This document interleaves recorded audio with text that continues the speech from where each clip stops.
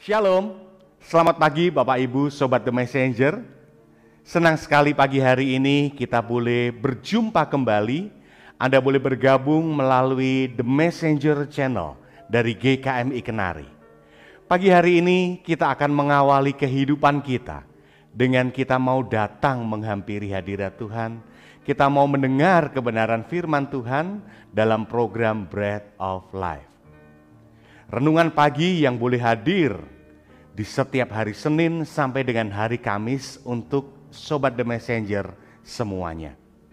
Nah, Sobat The Messenger, apabila Anda diberkati melalui program-program kami, Anda bisa memberikan persembahan kasih Anda melalui rekening yang ada di layar Anda semuanya. Nah, kiranya apa yang kami berikan melalui kebenaran firman Tuhan, melalui program-program dari The Messenger ini boleh menjadi berkat untuk Anda semuanya. Selamat menikmati hari yang baru, selamat menikmati kebenaran firman Tuhan. Tuhan Yesus memberkati.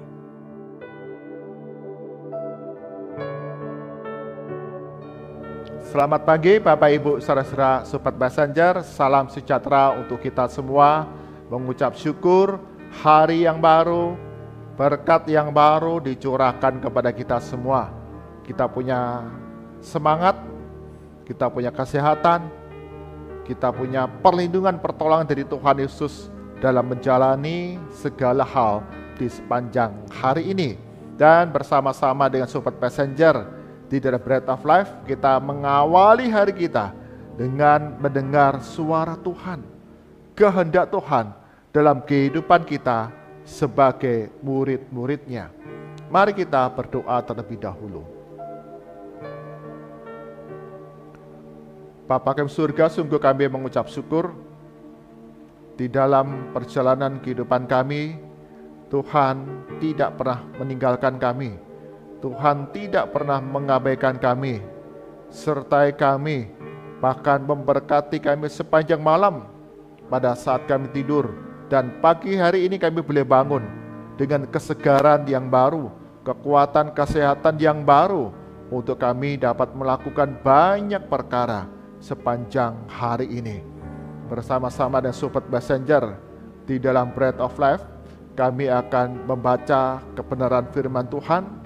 Roh Kudus yang tolong kami semua, agar apa yang kami baca kami renungkan, kami mengerti, kami simpan dalam hati, dan kami kerjakan, kami lakukan dalam kehidupan kami sehari demi sehari. Di dalam nama Tuhan Yesus kami berdoa. Amin. Bapak Ibu saudara-saudara Sobat Messenger, bagian firman Tuhan yang kita baca, kita renungkan pada pagi hari ini diambil dari kitab 2 Raja-Raja. 2 Raja-Raja pasal 5 ayat 1 hingga yang kelima. 2 Raja-Raja pasal 5 ayat 1 hingga yang kelima. Demikian firman Tuhan. Naaman, panglima Raja Aram, adalah seorang terpandang di hadapan tuannya dan sangat disayangi, sebab oleh dia Tuhan telah memberikan kemenangan kepada orang Aram. Tetapi orang itu seorang pahlawan tentara sakit kusta.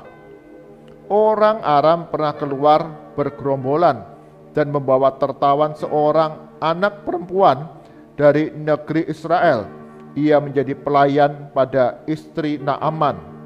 Berkatalah gadis itu kepada nyonyanya, sekiranya tuanku menghadap nabi yang di Samaria itu, maka tentulah nabi itu akan menyembuhkan dia dari penyakitnya.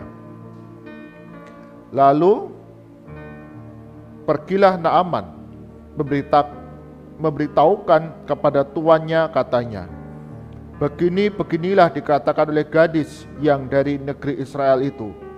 Maka jawab Raja Aram, baik, pergilah, dan aku akan mengirim surat kepada Raja Israel. Lalu pergilah Naaman dan membawa sebagai persembahan 10 talenta perak dan 6.000 sikal emas dan 10 potong pakaian. Amin. Demikian firman Tuhan yang berbahagia. Setiap kita yang membaca dengan firman Tuhan siang dan malam, menyimpannya dalam hati, serta melakukannya dalam kehidupan hari demi hari. Bapak Ibu, Saudara-saudara, Sobat Messenger, tema perenungan kita pada pagi hari ini adalah penolong misterius. Penolong misterius. Seorang wanita begitu panik, begitu bingung ketika mendapati mobil yang dia kendarai di jalan tol itu mengalami ban bocor, ban kempes karena tertancap paku. Segera dia menerbitkan mobil itu dan dengan situasi yang panik dan bingung, dia menelpon ke sana kemari untuk meminta pertolongan bantuan, dan tentu saja bantuan itu tidak segera akan dapat didapat. Di tengah kepanikan, di tengah kebingungan wanita ini, ketika mobilnya sudah dia tempatkan di tepi jalan tol itu, tiba-tiba di belakang mobil itu berhenti sebuah mobil box. Sang sopir segera turun dan dia bertanya kepada wanita ini, apa yang terjadi? Wanita itu dengan bingung, waduh Pak, ini ban mobil saya bocor, bannya kempes. Bagaimana nih Pak? Saya sudah telepon, tapi tidak ada orang yang bisa segera menolong. Ini aku takut terlambat. Tapi supir box itu kemudian mengatakan, tenang bu, ya saya akan bantu. Mana peralatannya?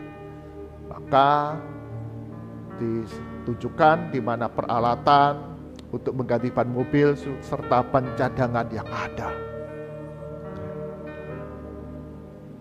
Perempuan itu masih dalam situasi yang bingung, yang panik meskipun ada orang yang menolong dia. Karena kekhawatiran dia akan datang terlambat untuk masuk kerja. Tapi sang supir box ini memang cukup berpengalaman.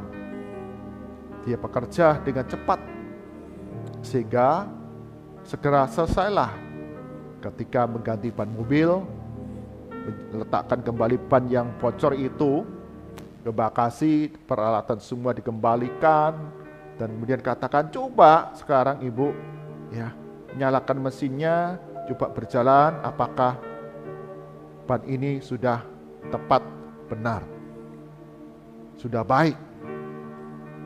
Segera perempuan itu dia melihat, oke Pak, sudah bagus. Kemudian masuk ke mobil, dia menyalakan mesin, mencoba menjalankannya. Dia baru ingat, saya belum bilang terima kasih. Ya, maka segera dia berhenti, dia turun ke mobil, tapi didapati supir box itu kemudian segera masuk mobil dan menjalankan mobilnya dengan cepat. Perempuan ini belum sempat bilang terima kasih. Bahkan dia tidak tahu siapa nama yang menolong, saking paniknya, saking bingungnya ketika dia dimintai, ketika dia mendapati bantuan pertolongan dari Bapak ini. Bapak Ibu, Saudara-saudara, Sobat Messenger, dalam kehidupan yang kita jalani pun, kita punya waktu, kita punya peristiwa-peristiwa di mana ada orang-orang yang memberikan pertolongan kepada kita dan kita tidak kenal. Mereka adalah penolong-penolong misterius. Kita belum sempat bilang terima kasih, orangnya sudah pergi. Kita belum sempat berkata-kata terima kasih, orangnya sudah tidak nampak lagi. Dan kita lupa untuk bertanya siapa namanya. Tidak perkenalan dengan orang yang sudah memberikan pertolongannya bagi kita. Nah, Bapak Ibu, Saudara-saudara, Sobat Belajar, bagian firman Tuhan yang kita baca, Alkitab juga banyak mengisahkan peristiwa-peristiwa di mana ada orang-orang yang menolong, memberikan pertolongan, bantuan, dan namanya tidak dicatat di dalam Alkitab. Dan salah satunya yang kita baca sekarang ini. Naaman, panglima Raja Aram, seorang pahlawan tentara sakit kusta, yang pada zaman itu adalah orang-orang yang sungguh sangat hina, yang akan dikucilkan, yang akan dibuang dari tengah masyarakat. Dan ketika Naaman, panglima Raja Aram, pahlawan tentara yang sakit kusta ini, dalam penderitaannya, dalam sakit yang dialaminya, ada saran yang dicatat di sana dari seorang anak perempuan dari negeri Israel yang menjadi pelayan dari istri Naaman. Seorang anak perempuan dari Israel menjadi pelayan pada istri Naaman, yang pada masa itu tidak dipandang, tidak didengar perkataannya. Tetapi Tuhan memakai seorang anak perempuan ini untuk memberikan saran kepada istri Naaman, bagaimana supaya Naaman itu mengalami kesembuhan. Dikatakan dalam ayat ketiga, berkatalah gadis itu kepada nyonyanya, sekiranya tuanku menghadap nabi yang di Samaria itu, maka tentulah nabi itu akan menyembuhkan dia dari penyakitnya. Istrinya kemudian menyampaikan itu kepada Naaman, dan Naaman pun kemudian menghadap kepada raja. Beginilah yang dikatakan gadis itu kepada diriku. Seorang anak perempuan yang menjadi pelayan dari istri Naaman. Tidak disebutkan namanya, tapi sarannya didengar. Dan itu menjadi satu pertolongan bagi pemulihan yang dialami oleh Naaman. Di dalam bagian-bagian Alkitab yang lain tentu kita pernah membaca. Misalnya ada seorang anak kecil yang memberikan bekalnya 5 roti dan 2 ikan kepada Yesus Kristus untuk memberi makan ribuan orang. Kita tidak pernah tahu siapa nama anak yang memberikan roti dan ikan kepada Yesus. Atau pemilik keledai muda yang ditunggangi oleh Yesus ketika masuk ke Yerusalem. Hanya disebutkan pemilik keledai muda, pemilik anak keledai. Tidak disebutkan namanya. Juga pemilik rumah di mana Yesus bersama dengan murid-muridnya mengadakan perjamuan yang terakhir. Tidak disebutkan nama di sana. Mereka ada penolong misterius yang Tuhan pakai untuk menghadirkan pertolongan-pertolongan bagi umat Tuhan dan mendatangkan kebaikan. Dari catatan Alkitab ini, Tuhan mengajarkan kepada kita, Tuhan dapat memakai siapa saja untuk memberikan pertolongan kepada kita. Dan semua pertolongan-pertolongan yang diberikan hanya untuk kemuliaan nama Tuhan, bukan kepada kemuliaan diri sendiri.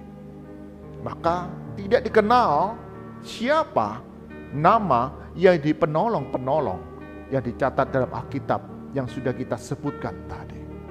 Demikian juga dalam kehidupan yang kita jalani sekarang ini.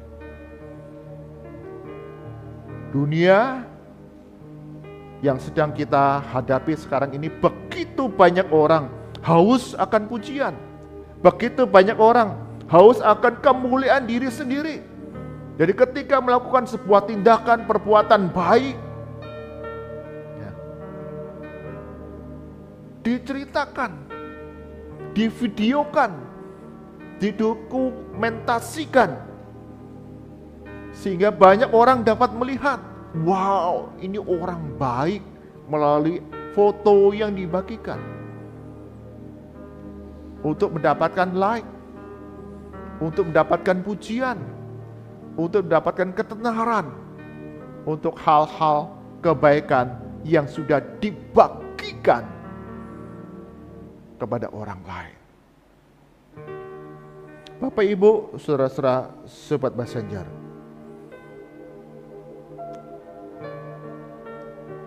ketika kita menjalani kehidupan di tengah dunia ini, Tuhan memberikan perintah kepada kita untuk melakukan perbuatan-perbuatan baik yang sudah Allah sediakan bagi kita. Baik itu berdoa, baik itu melayani mereka yang hidup dalam segala keterbatasan, atau mengasihi keluarga kita. Dan kita kerjakan itu sepenuh hati, seperti untuk Tuhan dan bukan untuk manusia.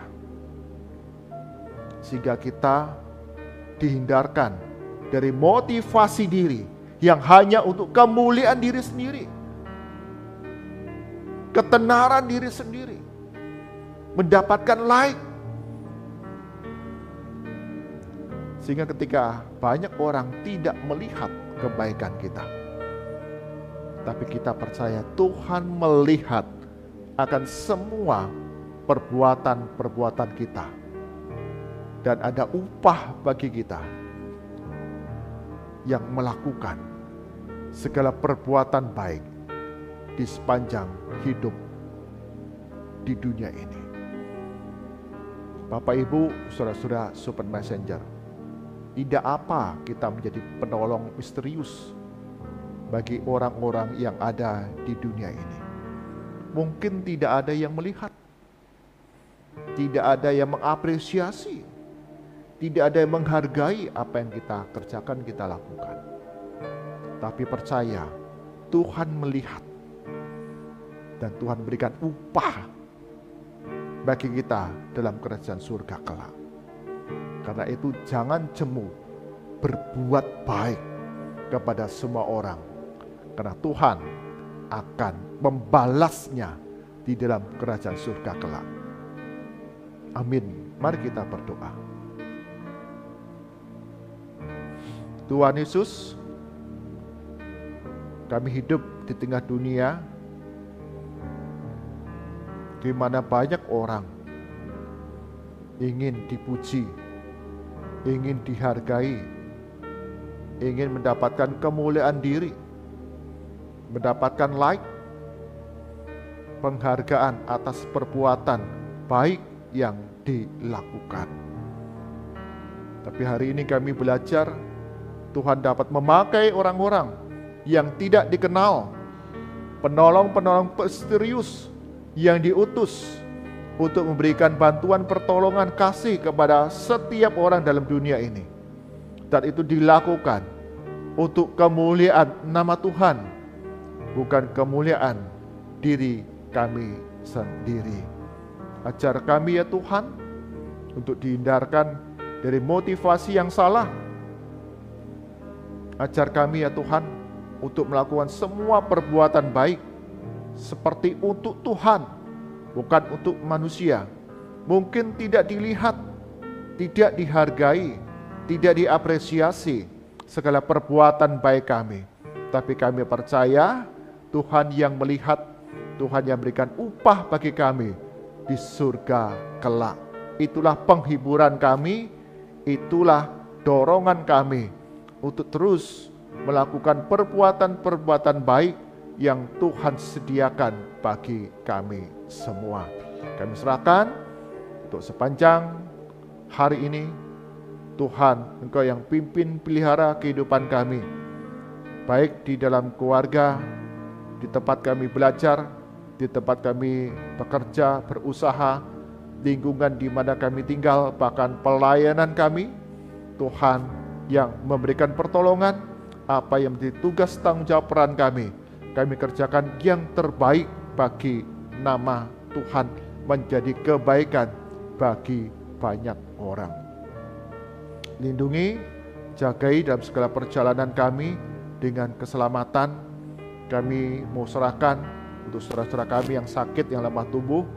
Tuhan terus berikan pengharapan untuk terus berseru kepada Tuhan Yesus, kesembuhan, pemulihan boleh dialami. Bagi kami yang terus berseru kepada Tuhan Yesus, bahkan mujizat kesembuhan boleh kami alami. Bagi kami yang hidup dalam rasa khawatir, ketakutan dalam hari-hari depan kami, Tuhan berikan penghiburan, Tuhan berikan hikmat untuk kami dapat berani menjalani hari depan kami bersama dengan Tuhan Yesus. Ada pergumulan, ada kesulitan, ada masalah dalam kehidupan yang kami jalani, baik dalam keluarga, baik dalam pekerjaan usaha kami, dalam studi kami. Tuhan tolong kami untuk kami menyadari apa yang menjadi kesalahan kekurangan kami, dan kami mau melakukan segala kehendak Tuhan, perintah Tuhan, dan pemulihan itu boleh terjadi bagi kami yang terus dekat dengan Yesus Kristus. Kami serahkan ya Tuhan untuk setiap sekolah-sekolah Kristen yang ada di seluruh Indonesia. Tuhan berkati para guru, peserta didik, orang tua murid.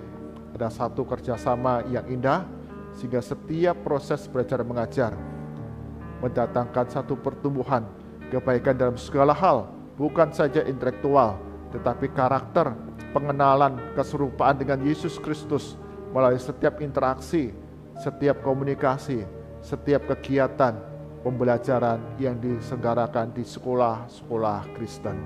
Kami berdoa untuk para pengurus yayasan, Tuhan juga berikan hikmat dalam mengembangkan sarana, prasarana, kurikulum, kebutuhan guru di tengah tantangan zaman yang terus berubah sedemikian cepatnya.